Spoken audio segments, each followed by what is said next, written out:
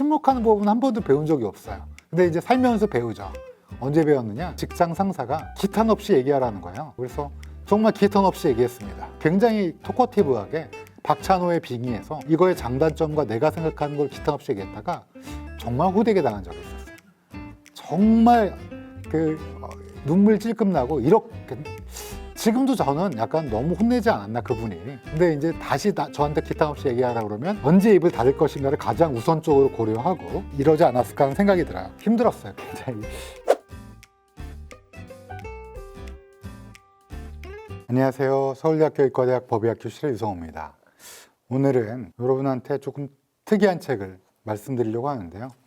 사실 우리는 매일 말하잖아요. 저 같은 경우는 이제 유튜브에서 여러분한테 말로써 소통을 하고, 또 어떤 분들은 인스타그램에 글을 적기도 하고, 또 누구는 뭐 페이스북, 트위터 뭐라도 좋은데 다들 말을 하지 않으면 잊혀지고 말하지 않으면 뒤처지는 세상이라고 많이 생각하기 때문에 자기를 드러내는 어떤 스타일, 그런 게 이제는 뭐 세상의 중심이 된 것 같아요. 근데 이런 시대에 말하지 않는 것이 혹시 미덕이라는 생각 해보신 적 있는지 모르겠어요. 다들 무슨 소리냐, 지금은 무한 홍보의 시대이고 무한 개성의 시대인데 나만의 어떤 멋진 모습을 이렇게 좀 내보여야 되지 않나 이렇게 말하시는데, 그거에 정면으로 배치되는 책 침묵의 서라는 책을 오늘 좀 준비해 봤습니다. 제가 이제 고등학교 때 독일어를 해서 프랑스 말을 전혀 읽지 못하는데 아마 라테세테어 라고 읽을 거라고 추정은 되는데 맞는지 모르겠네요. 혹시 프랑스어 전공자 안 계시나요? 아무도 안 계시네요. 라트, 이게 아마 아트, 예술 이런 뜻일 것 같아요. 원래 제목은 침묵의 예술로 할 수 있는데 출판사에서 침묵의 서, 좀 더 멋있는 용어로 발간을 했습니다. 이 책은 1716년에 태어나서 1786년에 돌아가신 프랑스의 성직자이자 작가인 조제프 앙투앙 투세 디누아르, 이름이 되게 어려운데 벌써 한 300년도 넘은 시절의 분이세요. 프랑스에서 지식층과 철학층에서 어떤 말의 침묵과 윤리, 절제된 삶, 언어의 절제를 통한 사려 깊은 자신의 표현, 이런 것들을 다듬고 교양으로 쓰는 식자들의, 지식인들의 책이라고 잘 알려져 있는 작품이라고 합니다. 이거는 이제 출판사에서 그렇게 주장하는 건 아니고요. 제가 따로 여러 가지를 찾아봤더니 저도 처음 보는 책이고, 이분 조제프 앙투앙 투생 디누아르, 이름도 어렵잖아요. 세계적인 작가가 되게 좀 부적절한 이름이잖아요. 그래서 이게 좀 인기가 있을까? 뭐 이랬는데 또 매니아층이 있고 또 굉장히 의미 있는 책이다. 그래서 읽어봤는데 사실 이 책은 지금 이 시대에 한 번쯤 읽어볼 만한 책이라고 생각합니다. 왜냐하면 오늘날은 말이 넘쳐나는 시대고 표현 과잉의 시대잖아요. 그러니까 이제 뭘 말하지 않으면 뒤처지는 것 같고, 그래서 사람들이 끊임없이 얘기합니다. 18세기 프랑스나 지금 21세기 대한민국이나 이 시대에도 말과 글로 굉장히 혼란스러웠고, 이거에 대해서 우리가 자제를 하고 절제를 하고 또 침묵이라는 게 어떤 의미를 가지는지에서 논술한, 잘 기술한 책이 인기를 끌었다는 거야. 그리고 그게 생명력을 얻고 21세기 대한민국에서 번역될 정도라면 이 책의 장점은 분명히 있다고 생각합니다. 근데 이렇게 얘기해 놓고 이 책을 소개하려니까 조금 부끄러운 게, 제가 지금 유튜브를 하고 있잖아요. 그리고 제가 일주일에 2편 정도를 매번 이제 송출을 하고 있는데, 이렇게 말 많은 사람이 침묵의 서라는 책을 소개한다는 게, 이걸 소개하려면 성직자분들, 말 안 하신 분들이 유튜브 같은 데 나와서 10년 만에 금기를 깼습니다 하면서 이렇게 딱 얘기를 해야지 좀 진정성이 있을 텐데, 그럼에도 불구하고 이 책을 읽고 소개해야겠다라고 용기를 낸 거는, 침묵이라는 게 여기 안에서 역설적 표현으로 두 가지 관점에서 쓰이고 우리가 이 과잉의 시대에서 한 번쯤 들여다볼 만한 내용이 아닌가, 이런 생각이 들어서 준비를 해봤습니다.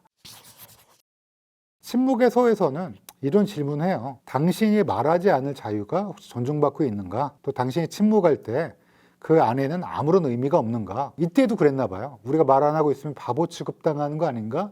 라는 걱정하고, 또 말하지 않으면 또 채근하는 사람도 있어요. 왜 너 바보야? 왜 말을 안 해? 지금 의견을 얘기하면 아무것도 아니야? 뭐 이렇게 얘기하는데, 이 침묵에서에서는 그거에 대해서 정면으로 도전하면서 얘기를 하고 있습니다. 그래서 이 책에서는 침묵은 말보다 더 강력한 표현이 될 수 있다라는 거고요. 또 침묵은 처세술의 수사학적으로 봐도 말을 많이 하는 것보다는 훨씬 더 훌륭한 방법 중에 하나다. 진짜 지혜는 말을 삼가함으로써 우리가 얻을 수도 있다라는 거를 잘 이야기해주고 있습니다. 이 책에 되게 재밌는 게 있는데요. 침묵이라는 게 그냥 말 안 하고 가만히 있는 거라 생각할 수도 있는데, 침묵함으로써 어떤 표현, 나의 어떤 표현할 수 있다는 거를 되게 자세히 기술하고 있어요. 그래서 일부 말과 침묵인데요. 침묵은 하나의 능력이다, 이렇게 저자는 단언을 합니다. 그러면서 침묵에는 원칙이 있다. 어떤 원칙이냐? 제가 몇 가지만 말씀드릴게요. 침묵의 첫 번째 원칙은 침묵보다 나은 할 말이 있을 때만 입을 연다. 침묵보다 더 나은 말이 있다면 그때는 입을 여는데, 그렇지 않다면 입을 열지 않는다. 두 번째, 말을 해야 할 때가 따로 있듯이 입을 다물어야 할 때가 따로 있다. 세 번째 원칙, 언제 입을 닫을 것인가를 가장 우선적으로 고려해야 한다. 입을 닫는 법을 먼저 배우지 않고서는 결코 말을 잘할 수 없다. 국민학교 1학년 때 웅변을 배운 적이 있어요. 옆집 아저씨한테 어머니가 이제 맛있는 밥을 해드리고 옆집 아저씨가 말을 잘하신다길래, 그래서 이제 막 배워갖고 가뜩이나 말을 잘 이렇게 쑥스러워하고 이랬는데, 그때 그 아저씨한테, 형이죠, 형, 기분 나쁘실 테니까, 그분한테 이제 웅변을 배웠던 기억이 있는데, 대신 침묵하는 법은 한 번도 배운 적이 없어요. 근데 이제 살면서 배우죠. 언제 배웠느냐? 제가 성인이 된 다음에 어느 날 직장 상사가 기탄 없이 얘기하라는 거예요. 그래서 정말 기탄 없이 얘기했습니다. 내가 생각하기에 이렇게 하면 좀 더 잘 될 거라고 생각하고 굉장히 토커티브하게 박찬호의 빙의에서 이거의 장단점과 내가 생각하는 걸 기탄 없이 얘기했다가 정말 호되게 당한 적이 있었어요. 정말 눈물 찔끔 나고, 이렇게 지금도 저는 약간 너무 혼내지 않았나, 그분이. 힘들었어요.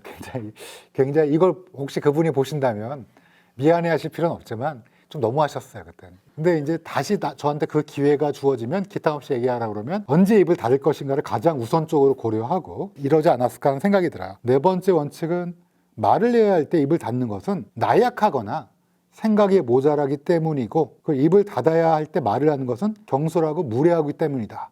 말을 해야 할 때 입을 닫는 것은 오히려 나약하거나 생각이 모자른 거예요. 그러니까 말을 해야 할 땐 해야 되는 거고, 침묵이라는 건 그때그때 가장 적절할 때 써야 된다. 저는 이제 누워서 이렇게 들고 책을 보는데요, 소파에서. 이 원칙들 하나하나 읽으면서 굉장히 여러 가지 생각들이 들고, 이 책을 조금 젊었을 때 읽었다면 그 수많은 시행착오를 겪지 않았을까? 기탄 없이 말하라고 할 때 그 의도와 상황과 때를 좀 살펴볼 수 있는 침묵을 좀 갖추고 있었으면 어땠을까? 뭐 이런 생각도 합니다. 이 원칙들 하나하나가 금과 옥졸해서 여러분이 한 번쯤 이 원칙을 한번 읽어보시면 좋을 것 같은데, 여기서 14번째 원칙을 제가 소개시켜드리고 싶은데요. 침묵이 필요하다고 해서 진솔함을 포기하라는 뜻은 아니다. 어떤 생각들을 표출하지 않을지언정 그 무엇도 가장해서는 아니 된다. 마음을 닫아걸지 않고도 입을 닫는 방법은 많다. 신중하되 답답하거나 의문스럽지 않은 방법, 진실을 드러내지 않을 뿐 거짓으로 포장하는 것은 아닌 방법. 굉장히 와닿는 말들을 얘기하고 있고요. 그럼 어떤 침묵이 존재하는가? 10가지 침묵에 대해서 얘기하고 있습니다. 신중한 침묵, 교활한 침묵, 아부형 침묵, 조롱형 침묵, 감각적인 침묵, 아둔한 침묵, 동조하는 침묵, 무시하는 침묵, 정치하는 침묵, 신경질적이고 변덕스러운 침묵. 여러분 어떤 침묵이 좋아 보였어요? 신중한 침묵이죠. 이건 어떤 거냐면 때와 장소에 따라 상대하는 사람에 대한 존중의 뜻으로 입을 닫는 거예요. 이게 신중한 침묵이에요. 그럼 여러분 좀 나쁘게 본 침묵이 뭐 있어요? 아부형 침묵? 이건 뭘까요? 기분을 맞춰줄 의향으로 누군가의 말을 거스르지 않고 경청할 뿐 아니라 그의 행동이나 말을 달갑게 받아들인다는 표시의 일환으로 입을 닫는 것. 이거 많이 하시죠? 예를 들면 직장 상사가 얘기하면 오, 뭐 이렇게 말은 안 하죠? 칭찬하기 위해 말 대신 적극적으로 동원되는 게 눈빛과 동작. 그렇게까지 나쁜 것 같진 않죠. 직장에서 또는 뭐 사회생활에서 우리가 어쩌면 겪을 수도 있는 침묵 아닌가? 아까 감각적인 침묵은 어떻게 느끼셨어요? 감각적인 침묵은 아무나 말하지 않고 있어도 얼굴에서 밝고 개방적이며 생기 넘치는 기운이 느껴지고, 말에 의존하지 않고도 어떤 감정 상태가 있는지가 자연스럽게 드러날 때, 보고 있으면 기분이 좋고 뭔가 합이 맞는다는 느낌? 여러분 아마 남자들끼리 아주 오래된 친구들 딱 만나면 얼굴만 봐도 침묵해도 제육 오케이 하고 가서 먹고 게임 오케이. 여자분들은 친구들끼리 만나서 그동안에 있었던 즐거운 대화를 나누는 게 보통이잖아요. 책에는 감각적인 침묵에 대해서 자세히 설명하고 있어요. 감정의 생생함을 희석시키는 군더더기 말잔치보다는 기쁨, 사랑, 분노, 희망이 더 잘 노출될 수 있도록 이런 것들을 잘 갈무리하는 방법을 익히면 되지 않을까라고 설명해주고 있기 때문에, 그러니까 이게 우리가 되도록이면 긍정적인 침묵 이런 것들을 어떻게 진행할까를 뭐랄까 좀 배우는 느낌? 근데 침묵은 한 번도 안 가르쳐 줬단 말이에요, 아무도. 그러니까 이 책에서 한 번쯤 배우는 게 어떨까 싶은 생각이 들어요. 조금 뒤로 가면 18세기 프랑스를 조금 생각하시면 정치적으로 좀 혼란하고 종교적으로, 또 이분이 신부님이냐 보니까 종교적인 용어를 많이 써서, 근데 신기한 건 여기서 종교를 정치로 바꾸면 그대로 흡수가 됩니다. 지금 21세기 대한민국에 똑같아요. 18세기 종교 때문에 혼란스러운 거나 지금 21세기 정치 대한민국 더 이상 얘기하지는 않겠습니다. 근데 그런 것들이 상당히 비슷해서요. 그건 와닿는데, 제가 읽고 이거 소개시켜 드릴 때 좀 말씀드려야 되겠다는 게 8장 나이에 상관없이 진실을 품어라. 그 전이 이제 젊은이들한테 침묵을 강의하는 건데요. 나이 든 사람들을 위한 조언, 침묵에 대해서 제가 한번 읽어드릴게요. 나이 든 사람들은 무엇보다도 너무 말을 많이 해서 듣는 이를 피곤하게 만드는 것부터 피해야 한다. 저도 이제 나이가 50대이고 점점 말이 많아지지 않을까라는 걱정을 너무 많이 해요. 왜냐하면 저 나름대로는 조언, 어쩌면 조금 걱정, 그래서 젊은 분들한테 이렇게 했으면 어떨까, 저렇게 했으면 어떨까 이런 것 때문에 자칫 말이 많아질까 봐 굉장히 조심을 하는데, 여기서 뼈를 때리더라고요. 그래서 늙어가면서 자기도 모르게 저지르는 잘못 중에는 말하기를 지나치게 밝히는 것도 포함된다. 이렇게 되어 있고요. 젊은 사람들 앞일수록 조심성을 잃지 말아야 하며 그 조심성의 존중의 수준으로 격상될 필요가 있다. 나이 든 사람의 입에서 내뱉은 과격하거나 불경스러운 말 한마디는 반듯한 사고를 갖춘 젊은이의 빈축을 살 뿐이나, 그 말을 접한 젊은이가 엇나간 정신의 소유자라면 무신론과 불신앙의 의미로 각인될 수도 있다. 여기 무신론, 불신앙이 있으니까 약간 종교적인 거라고 생각할 수도 있는데, 이런 거예요. 아주 유명한 저희끼리 하는 말들이 있잖아요. 나이가 들수록 말은 줄이고 지갑은 열어야 한다. 이게 맞는 거구나. 편견에 사로잡힌 일부 노인들은 자신의 마음에 드는 것만을 좋게 말한다든지, 어떤 사안과 관련해 좋게든 나쁘게든 자신이 인정한 사실에만 집착하는 태도 때문에 비난의 대상이 되곤 한다. 그런 점에서 노인들은 언어를 정제할 필요가 있으며 어디까지나 진실을 추구하되 나이의 많고 적음은 무관함을 명심하는 편이 좋다. 야, 정말 뼈를 때리는 것 같아요. 노인 그러면 7, 80대라고 생각하실 텐데 18세기 프랑스예요. 이때 노인의 시작은 50대입니다. 50대가 노인이라는 뜻은 아니고요. 화내지 마시고요. 18세기 프랑스를 고려한다면 지금 우리 중장년 이상도 그때는 노인으로 봤어요. 이게 읽으면서 여러 가지 생각들을 하게 돼요. 여기서는 또 권세가들에게 대해서도 일침을 놓습니다. 권세가들은 어때요? 말을 많이 하잖아요. 예를 들면 정치인들. 아마 정치인이 죽으면 입만 둥둥 뜬다는 얘기도 있죠. 그 사람들한테 굉장히 여러 가지 조언을 하는데, 그분들이 이 책을 읽을지는 모르겠는데 꼭 읽었으면 하고, 제가 한 문장만 말씀드리도록 하겠습니다. 깊이 숙고한 뒤에야 입을 열라. 그대가 마음에 품은 그 어떤 생각도 사소하지 않을 터. 그 모두가 주목의 대상이요 그 모두의 결과가 따르리라. 굉장히 무서운 이야기죠. 권세가, 즉 세력이 높고 권력이 높은 사람들이 말을 함으로써 그 어떤 결과, 예상치 못한 결과가 나오고, 또 그 생각의 잘못된 전달 때문에 크나큰 문제를 저지를 수 있다는 점에서 침묵에서 진지하게 읽어보는 게 어떨까, 그런 생각을 했습니다. 우리 같은 민초들은 어떻게 해야 되냐? 18세기 프랑스의 성직자이자 작가가 저희한테 조언하는 건 말을 하는 것보다 입을 닫는 것이 덜 위험하다. 침묵이라는 거는 비겁하다는 뜻이 아니다. 침묵이라는 거는 절제되고 진중한 표현을 위한 예비자세로서 안쪽에 갈무리한다는 의미이기 때문에 침묵하는 방법을 꼭 배워야 한다.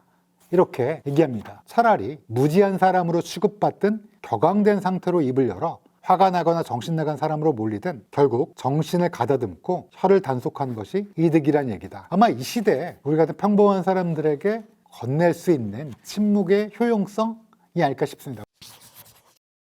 1부는 말과 침묵이었습니다. 근데 2부는 글과 침묵입니다. 글에서도 침묵을 지켜야 될 때가 있다고 얘기합니다. 나쁜 글쓰기, 잘못된 글쓰기와 과도한 글쓰기가 있다는 거예요. 그러면 여러분들은 나는 글쓰기 안 하는데, 그러는데 여러분들 글쓰기 해요. 인스타그램, X, 페이스북. 전 셋 다 안 하지만 이거야. 글을 쓰지 말라는 게 아니에요. 아까 말과 침묵에서도 어때요? 무조건 침묵하라는 게 아니라 침묵이란 게 결국 뭐예요? 좀 더 좋은 말, 좀 더 신중한 말, 좀 더 절제된 말, 좀 더 효용성 있는 말을 위한 준비 자세고, 침묵 그 자체가 또 하나의 표현이니 우리가 침묵을 배우기 위해서 이 책을 읽는 게 어떻겠냐고 제가 말씀드렸잖아요. 그래서의 침묵도 그래요. 글을 쓰지 말라는 게 아니에요. 잘못된 글을 쓰거나 너무 많은 글을 쓰거나, 너무 많은 글을 쓰면 안 좋은가요? 그게 아니라 잘못되고 굳이 안 써도 되는, 또는 잘못된 내용에 지나친 범위를 확장하는 글을 쓴다거나, 또 충분히 글을 쓰지 않는 거. 예를 들면 A라는 걸 설명할 때 자세히 설명하는 게 아니라 그냥 지나감으로써 잘못된 정보나 잘못된 글을 호도하는 경우, 그래서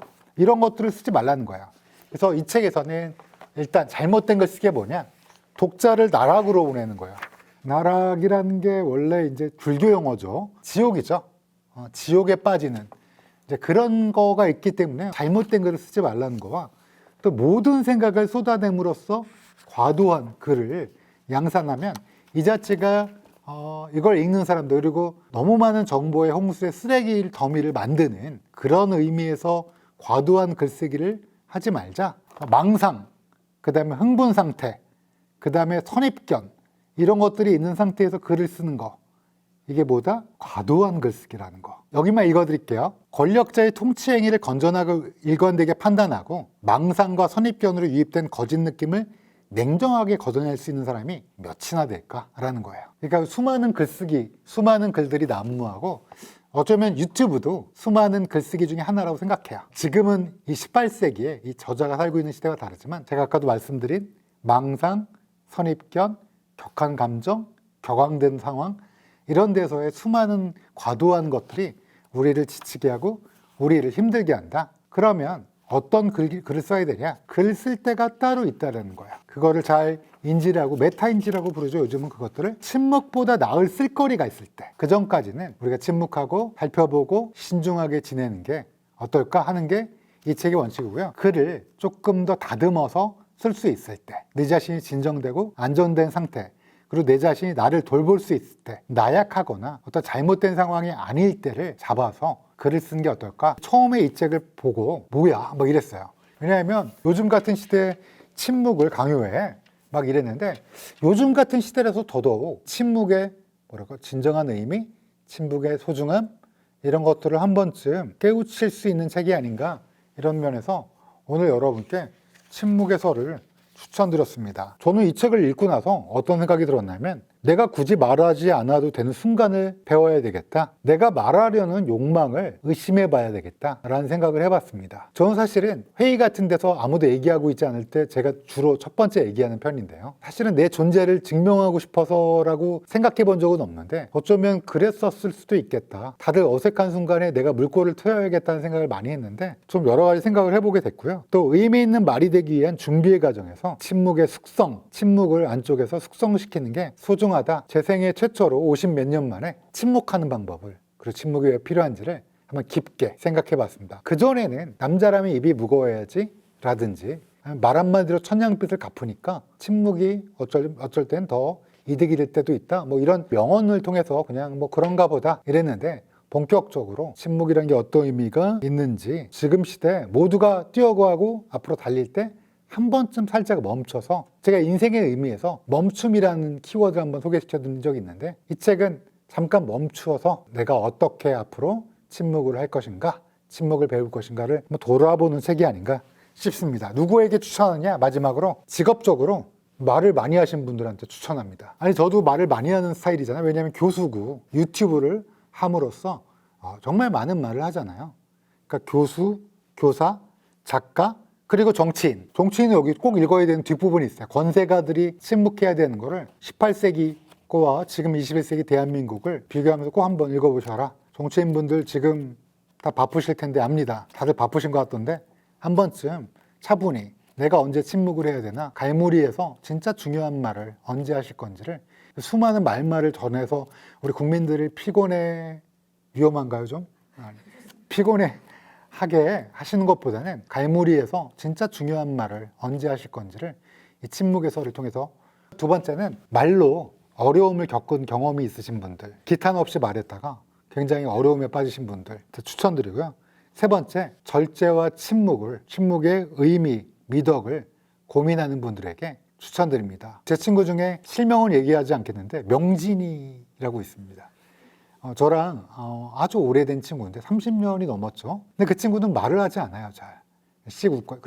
그래서 제가 그 친구를 좋아합니다. 듬직하다고 생각하고, 그런 분들도 나의 침묵이 왜 다른 사람에게 신뢰를 주고, 그런 분들도 이 책을 읽음으로써 자기 자신에게 좀 자신감을 가질 수 있는, 그 친구는 오히려 저를 부러워해요. 왜냐면 저는 반장 선거 나와서 막 뭐 이걸 하겠다 저걸 하겠다 막 이 사람 믿어주세요 막 이러면서 막 이랬던 기억이 있으니까 반대되는 사람들끼리 친구를 한 거죠. 근데 이제 그런 분들도 이 책을 읽으면 자신에게 침묵이란 얼마나 미덕인가를 알 수 있는 그런 게 아닐까 싶습니다. 제가 긴 시간 동안 침묵에서라는 책을 갖고 굉장히 침묵하지 않고 굉장히 말을 많이 했는데요. 한 번쯤 꼭 소개시켜드리고 싶었던 내용이었습니다. 긴 시간 동안 들어주셔서 감사합니다.